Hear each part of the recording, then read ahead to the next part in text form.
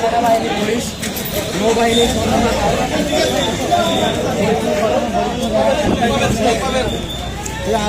ভিতরে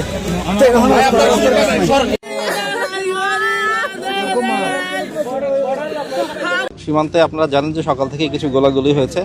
এটা সন্ত্রাসী বিভিন্ন রোহিঙ্গা সন্ত্রাসী গ্রুপের মধ্যেই গোলাগুলি হয়। আমরা বিজিবি সতর্ক অবস্থায় থাকি এবং সাথে সাথে সীমান্তে যাই এবং আমরা সেখান থেকে প্রায় 53 জন সশস্ত্র রোহিঙ্গা সশস্ত্রধারীকে আমরা আটক করি এবং থানায় আমরা হস্তান্তর করেছি। এই বিষয়ে আরও বিস্তারিত তথ্য, আপনাদের অভিযান এখনও চলমান আছে, বিস্তারিত তথ্য আমরা পরবর্তীতে জানাবো। আজকে সন্ধ্যা একটা প্রেস ব্রিফিং হবে যেখানে আপনাদেরকে আমরা সীমান্তে পরিস্থিতি আপনারা তো দেখতেই পাচ্ছেন, সীমান্ত পরিস্থিতি এখন স্বাভাবিক অবস্থা আছে। আমরা সতর্ক অবস্থা আছি। জনগণকে বলছি যে আপনারা সতর্ক থাকেন। আমরা বিজিবি বেড়িবাঁধ এবং সীমান্ত সংলগ্ন রাস্তায় সর্বোচ্চ অ্যালার্ট অবস্থা আছি। ইনশাল্লাহ আশা করি যে পরিস্থিতি যেটা আছে এর থেকে খারাপ কিছু হবে না, বরঞ্চ উন্নত